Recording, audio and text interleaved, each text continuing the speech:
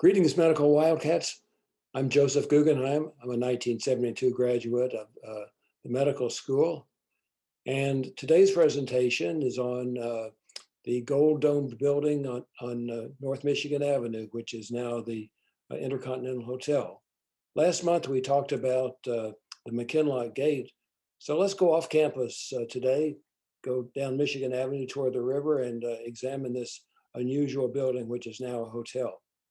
At one time, it was a men's only club with a dirigible port. Sounds strange, but it was true. The 1920s in Chicago was a time of active building. You can see in this picture on the right a view of Erie Street looking west. And in the far background on the right side, you can see the water tower and the pumping station. As you can see in 1920, there wasn't much around north of the river.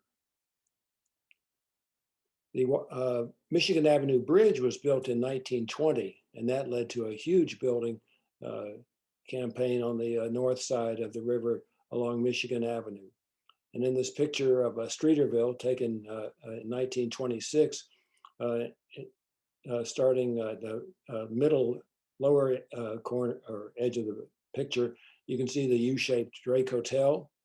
And then as we go up and to the right, south on Michigan Avenue, you can see the Allerton Hotel. And then the tall building at the river is the Tribune Tower. Across from it, you can just barely see the white Wrigley building.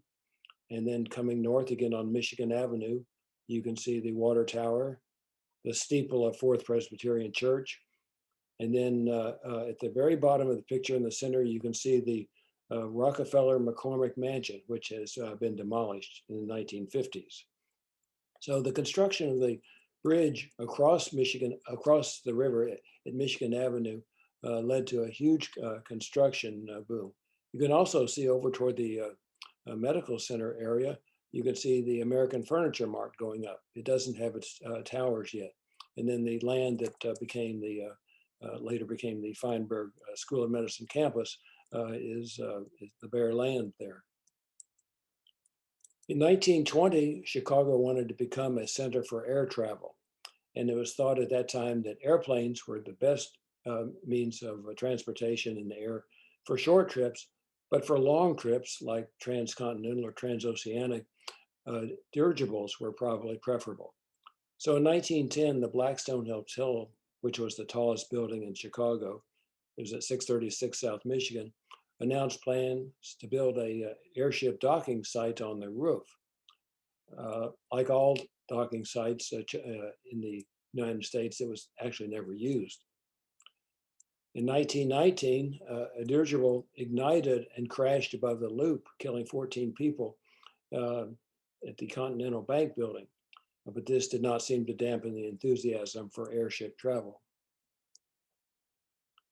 In 1929, the Medinah Athletic Club was opened at 505 North Michigan Avenue. The architect was Walter Auschlager, and he used many Middle Eastern motifs in this building. The building was originally affiliated with the Shriners, and the membership was limited to 3,500 members, but it was men's only. The building was 42 stories tall. It cost $7 million, which is the equivalent of more than $104 million today. This is an unusual picture because it looks like the building is photographed, and on the right side of the building, you can see the dark edge of the Furniture Mart, but the cars on Michigan Avenue look like they were drawn in. The athletic club opened in 1929, and it allegedly had a dirigible docking site on top of the dome, which was covered with gold leaf. The address was 505 North Michigan, just north of the intersection of Michigan Avenue and the river. But there's no airship ever moored on the top of a building in the United States. This was probably a publicity stunt to say that a docking site was available on that building. Docking an 800-foot airship at a single point on a building in wind would likely cause dangerous spinning, especially if there were other tall buildings around. In order for this to be a docking site, passengers would have had to disembark on top of the tower and then climb down this ladder along the tower, and then down the spiral staircase inside the dome to the elevators on the 42nd floor, something that most travelers would probably not want to do, especially if they had luggage. The exterior of the building has some very interesting ornamentation. When the building was built in 1929, a time capsule was placed in the wall of the building in the limestone. It contained a copy of the Chicago Tribune describing the building, some coins, some pictures of some of the members of the Shriners, and other historic documents.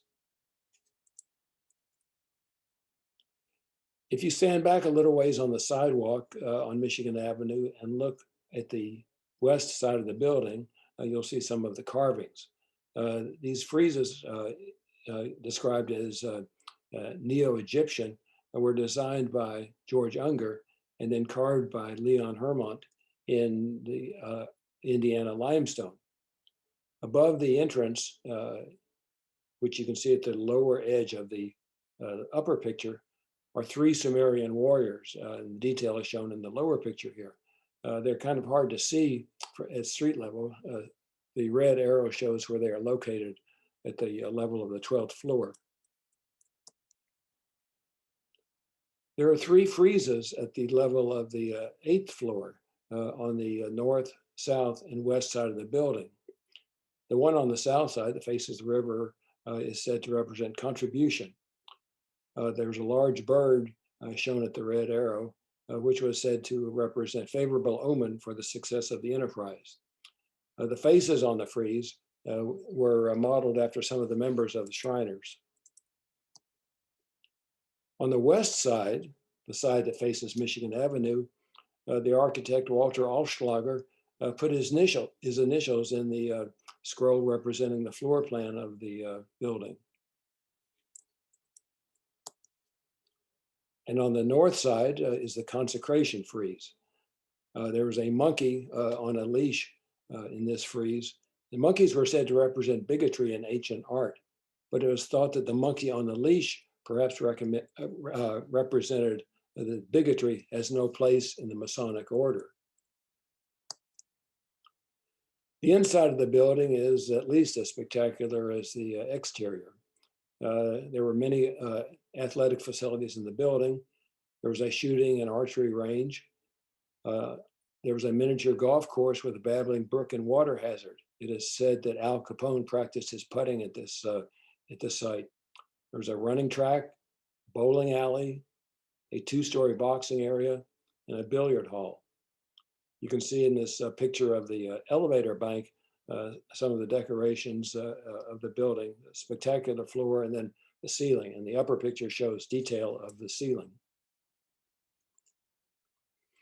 The dining rooms had soundproof, very heavy leather doors. There was a room called the King Arthur's Court, which was the men's smoking area. It had a mural of King Arthur and Parsifal, and the members were allowed to hide their liquor behind the wood paneling during the Prohibition. In the lower picture, you see one of the stained glass windows. Women were only allowed in certain areas of the club, and these were their areas were limited to the ballroom, but they had to use a separate entrance and separate elevator. There was also a women's lounge and an outdoor women's loggia. The women's areas were designated by blue ceilings. The ballroom was spectacular. There was a 100-foot elliptical ballroom with a horseshoe-shaped mezzanine. This had ornamentation in Egyptian, Greek, and Assyrian styles. And there was a 6-ton baccarat crystal chandelier in the center, which was said to be the largest chandelier in North America.